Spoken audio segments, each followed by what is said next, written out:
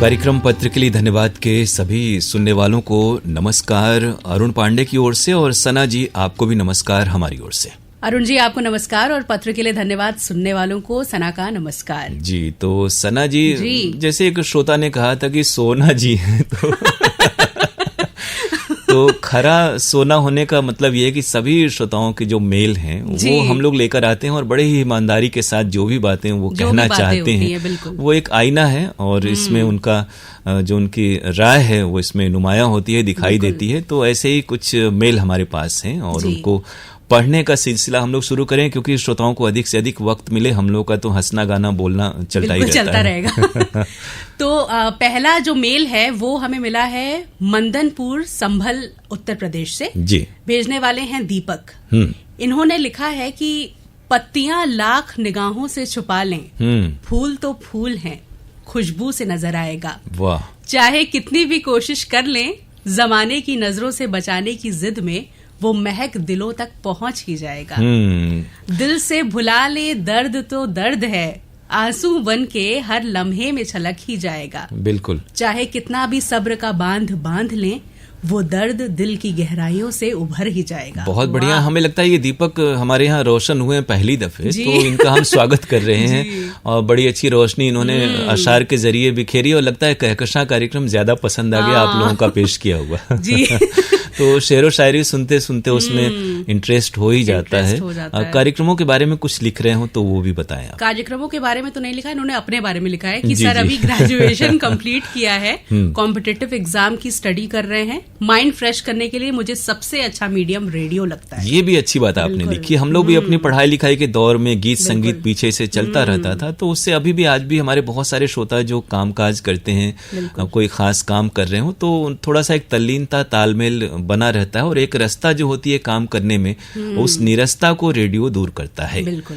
तो तैयारियों के लिए तो बहुत सारी शुभकामनाएं। जरूर वक्त निकाल के कार्यक्रमों से जुड़े रहिए, और किसी खास प्रोग्राम के बारे में दीपक जी आप जिक्र करेंगे तो हमें और भी अच्छा लगेगा। जी इस मेल के लिए आपको शुक्रिया। जी अगले मेल का इंतजार रहेगा। आपका ये पहला मेल है और इसीलिए मुख्तसर सा था, और शेर व शायरी भी में भी आपका शौक है, तो जरूर आप अगले मेल में भी अपनी ये खुशबू अपनी रोशनी आप बिखेरते रहेंगे, ऐसी हम उम्मीद करते हैं। जी अगला मेल है परवेज अहमद शुक्लपुरा वाराणसी से। जी सर्वप्रथम अरुण सर और सना सलीम को नमस्कार। तो सर्वप्रथम इन्हें भी हम आदाब पेश करें। जी 11 अगस्त को आज इतवार है में झलकी मकान किराए का, और 18 अगस्त को झलकी हो जाने दो शादी, दोनों ही प्रस्तुति से मन खुश हो गया जी, और हम सभी लोग खूब हंसे।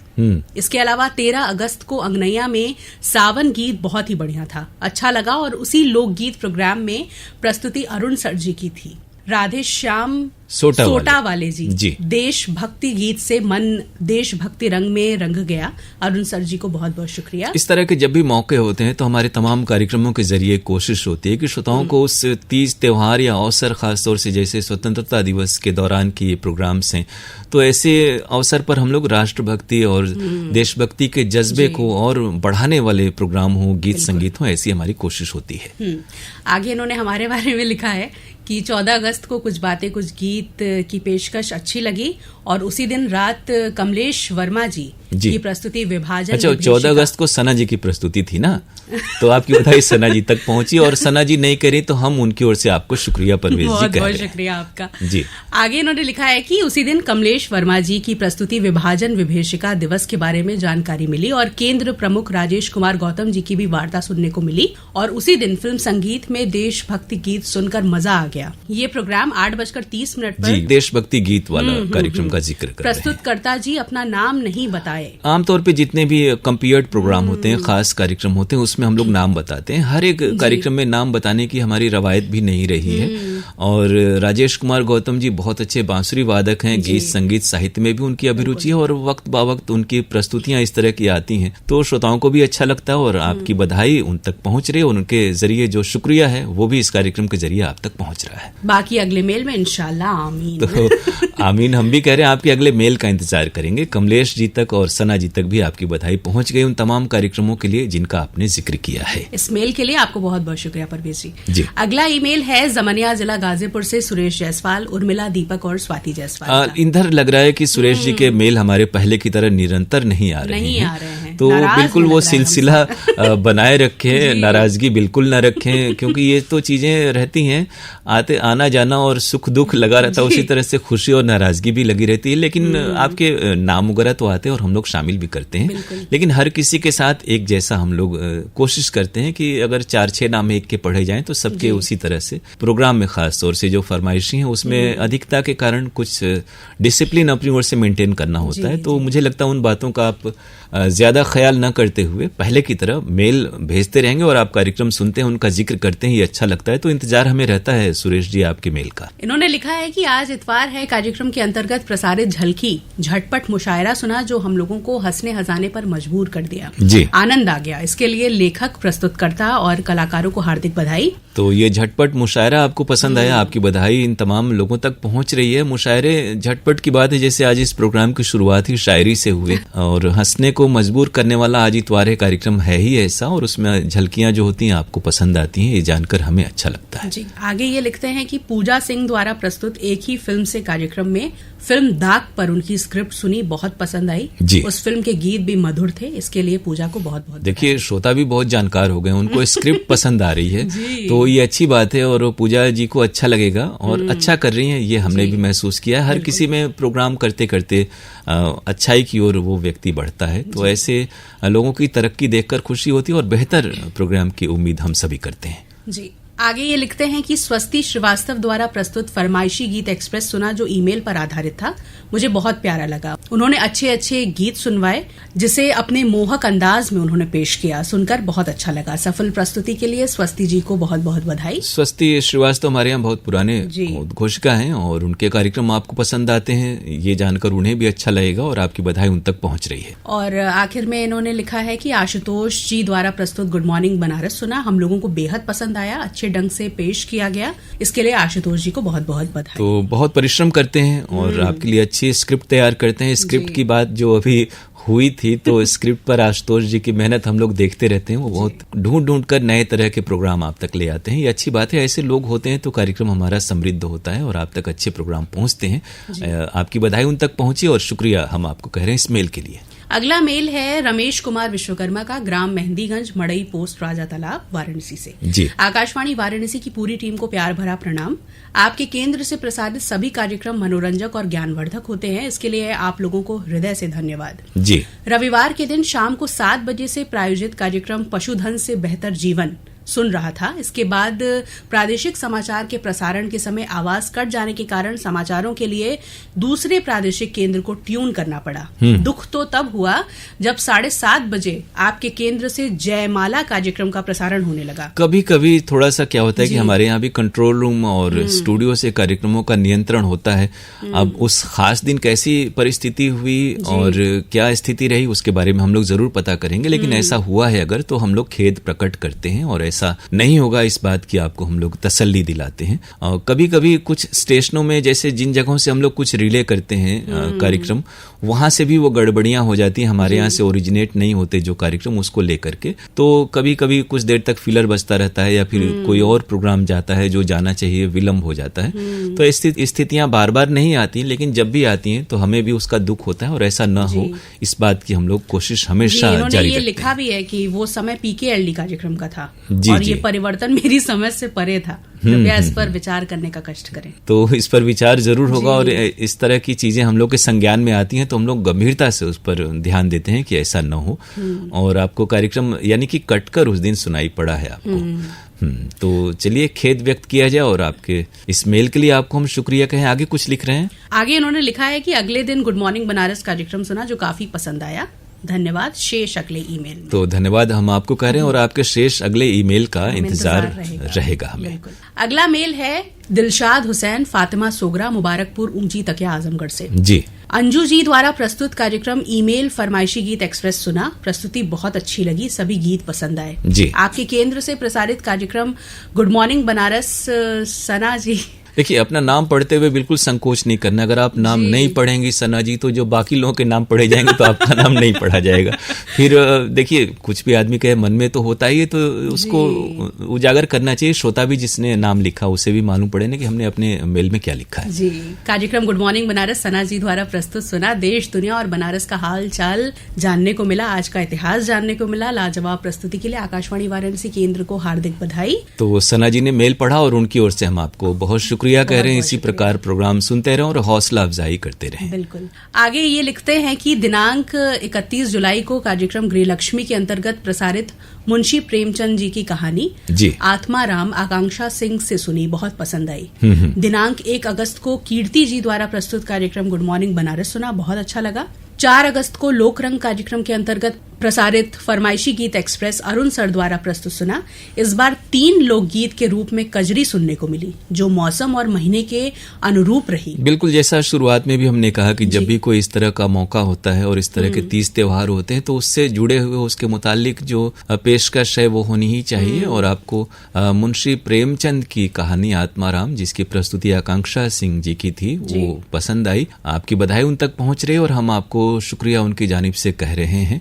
और मुंशी प्रेमचंद कथा सम्राट एक ऐसी हस्ती हुए जिन्होंने सामाजिक नब्ज को पकड़ा और अपने साहित्य में लोगों की भावनाओं को और तमाम कुरीतियों पर भी प्रहार किया। अच्छी चीजें समाज में होनी चाहिए, मूल्य होने चाहिए, समाज संस्कार कैसा होना चाहिए, इसके बारे में प्रेमचंद का साहित्य हमें हमेशा जागरूक करता है। और ऐसे जो साहित्यकार होते हैं उनकी कृतियां होती हैं वो कालजयी होती हैं और हमेशा मुफीद और मौजू होती हैं। जी, आगे इन्होंने एक शिकायत की है कि एफएम पर बार बार प्रसारण बाधित हो रहा है।